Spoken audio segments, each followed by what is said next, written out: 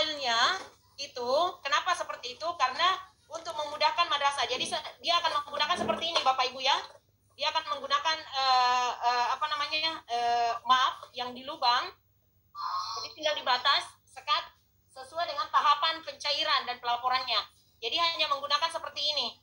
Nah, untuk terkait dengan kertasnya, kenapa harus diwajibkan menggunakan A4 untuk memudahkan madrasah dalam scan. Saya tidak perlu lagi, karena kalau dia menggunakan yang kertas panjang, itu otomatis tidak semua printer bisa dapat atau cukup pada saat kita men-scan. Jadi madrasah tidak terbebani lagi untuk berpikir bagaimana membeli printer yang memuat untuk kertas folio. Jadi mengapa seperti itu?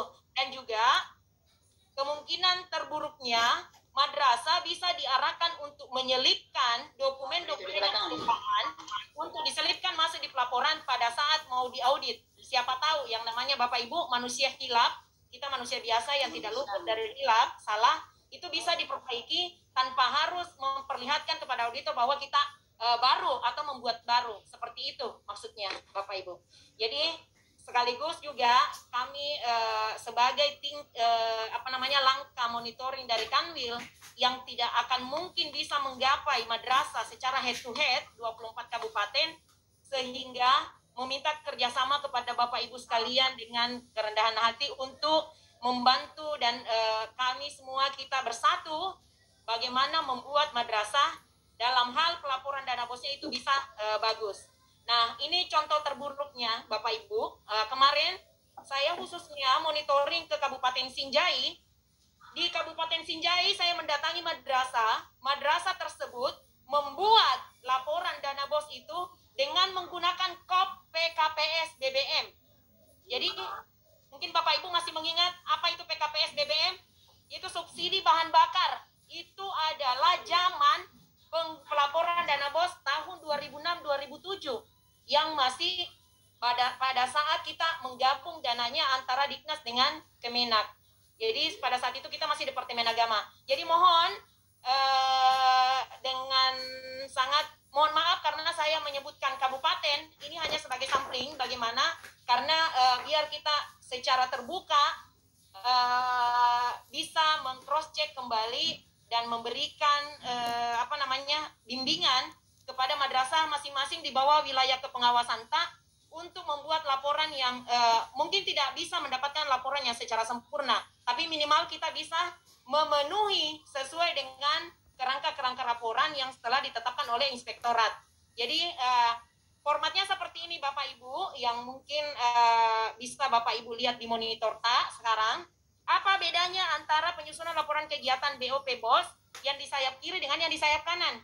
Nah, di sayap kiri, yaitu penyusunan laporan kegiatan BOP, itu untuk per item kegiatan dalam satu kegiatan. Jadi nanti pada saat Bapak Ibu membuka-buka laporannya madrasah, atau misalnya pada saat supervisi manajerial ke madrasah sesuai dengan wilayahnya masing-masing, mohon untuk misalnya dibuka atau diperiksa LPG-nya dari madrasah dengan mengacu kerangka laporan yang seperti ini. Jadi ini untuk per kegiatan, satu kegiatan. Dalam satu kegiatan apakah terdapat panitia, narasumber, waktu dan pelaksanaan? Jika tidak ada, boleh dilangkai Bapak Ibu ya, dari kerangka laporan yang saya sharekan. Boleh dilangkai. Jadi yang misalnya yang narasumbernya ada atau panitianya yang ada, panitia saja yang dilampirkan. Jadi dia agak difleksibelkan nanti sesuai dengan keadaan, karena penggunaan dana bos di madrasah itu kan bersifat kasuistik Bapak Ibu sekalian, karena di madrasah belum tentu semua sama kan, sesuai dengan jumlah siswanya, maka akan yang banyak sisanya otomatis banyak juga jumlah dana bosnya, yang sedikit otomatis sedikit juga. Jadi mungkin yang sedikit tidak bisa sama dengan perlakuan yang ada di madrasah yang banyak anggarannya. Mungkin di madrasah yang sedikit anggarannya tidak melakukan kegiatan, hanya terkait dengan pembelanjaan saja. Nah, ini kerangka-kerangka laporan untuk masing-masing. Jadi kalau untuk kegiatan, gunakan kerangka laporan yang penyusunan laporan kegiatan. Itu untuk satu kegiatan.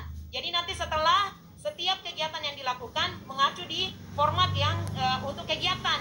Jadi nanti pada saat di akhir tahun nanti, atau misalnya selesai tahap 1, yang seperti sekarang, karena sudah selesai tahap 1 atau semester 1, itu berarti laporan sudah bisa dibenahi semua transaksi pembelanjaan yang dilakukan mulai dari bulan Januari sampai Juni yang keluar dari aplikasi Erekam itu digabungkan dengan yang dibuat manual oleh bendahara BOS di madrasah, bertanggung jawab adalah kepala madrasah dengan menggunakan kerangka seperti ini, Bapak Ibu. Jadi nanti misalnya kalau madrasah kita arahkan nih, jangan nih terlalu pusing untuk membuat pendahuluannya, latar belakangnya, dasar hukumnya, harus menggunakan redaksi kata-kata dari mana. Cukup dengan melihat isi juknis, copy paste dari isi juknis juga tidak masalah. Karena intinya yang penting adalah lampiran dari pertanggungjawaban. Lampiran itu apa? Adalah transaksi belanjanya, Bapak Ibu.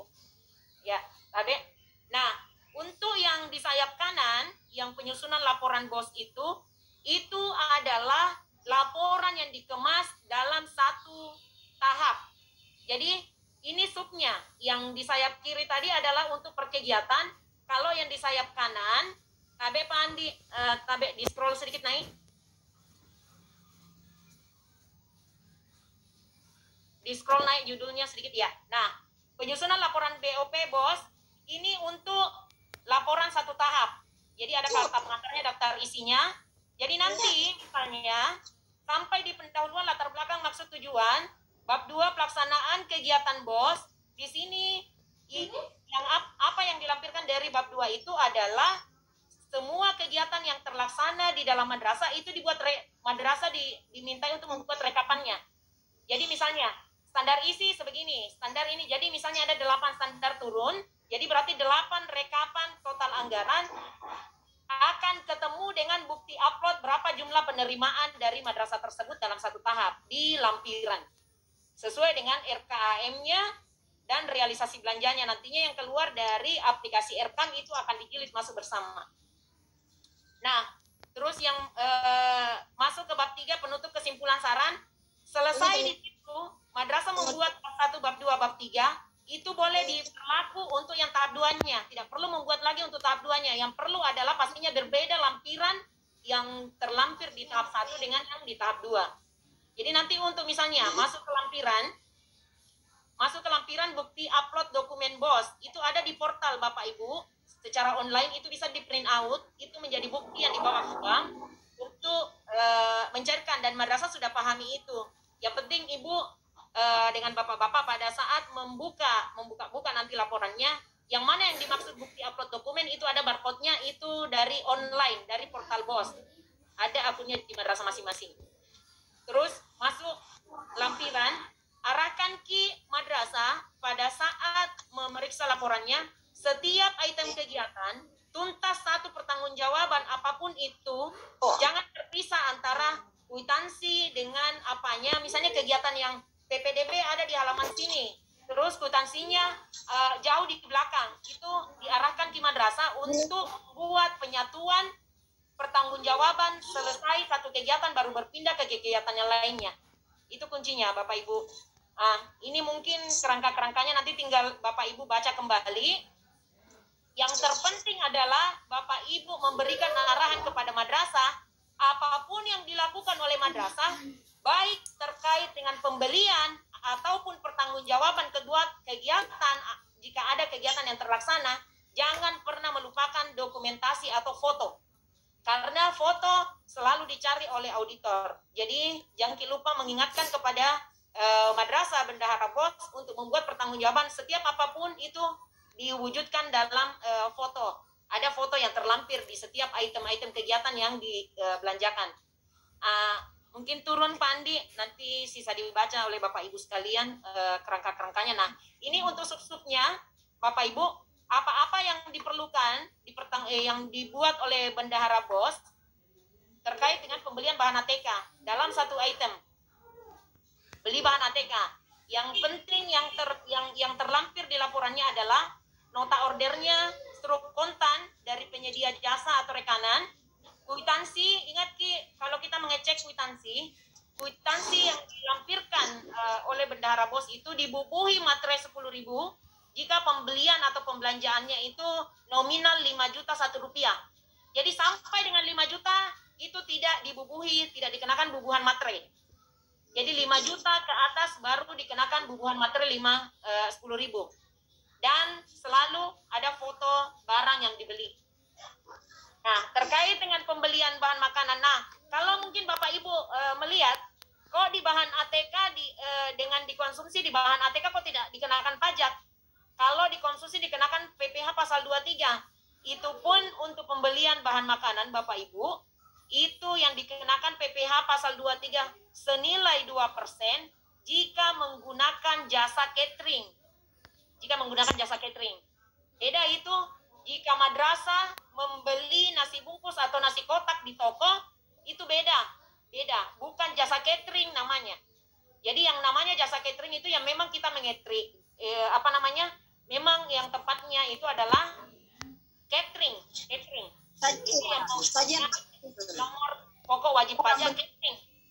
Jika hanya membeli di warung, apalagi hanya nasi bungkus atau kue dos, itu tidak termasuk di dalam, yang tidak termasuk dalam jasa catering itu tidak dikenakan biaya pajak atau PPh pasal 23.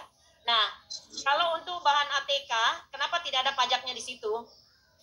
Apalagi untuk madrasah swasta itu tidak dikenakan pajak PPh pasal 22 untuk pembelian bahan ATK, Bapak Ibu ya. Jadi itu. Nah, selanjutnya tetap ada foto. Dan untuk pembelian, siapa tahu madrasah ada pertanggungjawabannya pembelian secara online. Malum karena sekarang madrasah juga sudah pintar membeli barang, misalnya RA, alat-alat bermain atau media pembelajaran itu menggunakan atau membelanjakan secara online. Itu tidak perlu dicari lagi nota ordernya, cukup dengan melampirkan bukti atau struk pembelian secara online, lalu dibuatkan kwitansi oleh si bendahara, lalu difoto barangnya jika sudah tiba. Jadi mungkin cukup dengan seperti itu saja. Jadi agak memberi kemudahan, karena kalau misalnya madrasahnya berbelanjanya ke Jakarta atau kemana, kan tidak mungkin kita mau meminta tanda tangan ke Jakarta. Jadi itu bagian dari keringanan untuk jawaban.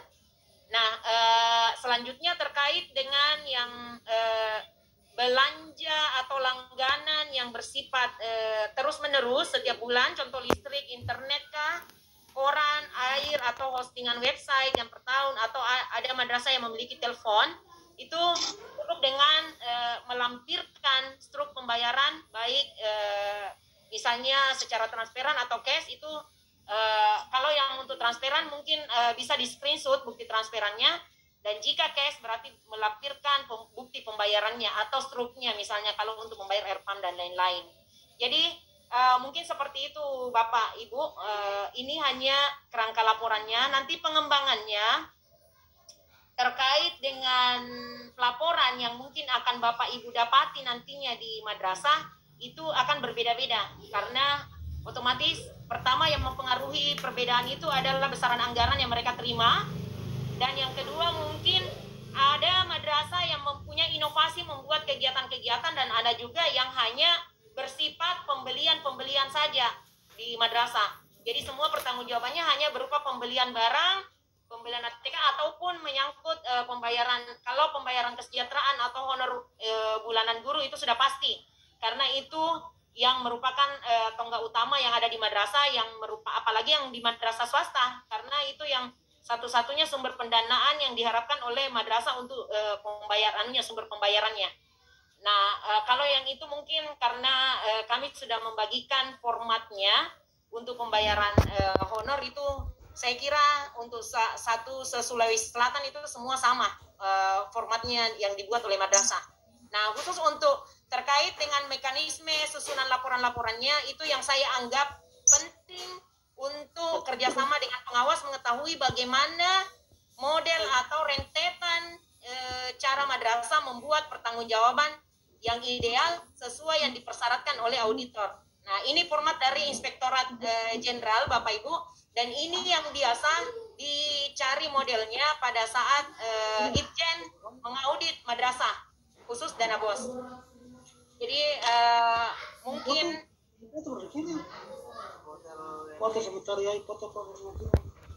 cukup Bapak Ibu.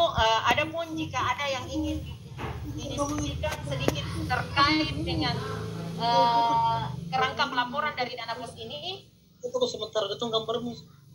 saya mungkin bisa komunikasi atau kita diskusi lanjut di WA Bu, di grup WA, karena kebetulan di grupnya Bapak Ibu saya juga ada di dalamnya. Boleh membahas itu karena sudah ada kode dari pusat bahwa saya harus ikut di Zoom untuk mekanisme pencairan tahap 2-nya. Jadi mohon maaf Bapak Ibu sekalian, saya tidak bisa panjang-panjang bersama Bapak Ibu sekalian kita sharing. Mungkin ada waktu lain lagi kita bisa diskusi mengenai pelaporan dana bos ini, karena saya anggap bahwa ruh dari madrasah itu sumber pendananya cuman dari dana bos ini. Nah, sementara informasi kepada Bapak Ibu sekalian untuk nanti tahun 2022 untuk dana bos madrasah negeri ibtidaiyah negeri itu sudah masuk juga di portal bos nantinya, sama dengan perlakuan di madrasah swasta. RA pun juga akan seperti itu. Jadi tidak ada lagi pencairan dana BOP yang ada di Kemenag kabupaten kota. Jadi semuanya akan dicairkan oleh pusat, mulai dari RA, MI, MT, SMA, termasuk madrasah ibtidaiyah negeri yang sekarang dilikuidasi, anggarannya masuk di Kemenag, itu pun juga dicairkan melalui portal BOS. Jadi semuanya akan menggunakan portal BOS, terkumpul di situ nantinya di tahun 2022. Dan insya Allah mungkin pada saat kami launching untuk Juknis Dana BOS 2022 yang sementara kami susun dengan tim di pusat, saya akan bagikan kepada Bapak Ibu sekalian, mungkin dalam bentuk draftnya, sekaligus saya istilahnya uji coba kelayakan kepada Bapak Ibu. Siapa tahu ada Bapak Ibu yang ingin berkomentar atau memberikan saran kepada saya, apa yang perlu saya tambahi di dalam Juknis yang kami susun untuk tahun 2022 terkait dana BOS. Terima kasih banyak Bapak Ibu, mohon maaf. Saya mungkin pamit undur diri, Pak Ketua, Pak Andi Budiman, Bapak Ibu sekalian. Terkait dengan pertanyaan-pertanyaan, mungkin saya akan ikut nimbrung di grup jika ada. Saya ingin mohon pamit sekarang karena saya harus masuk di Zoom-nya pusat. Assalamualaikum warahmatullahi wabarakatuh.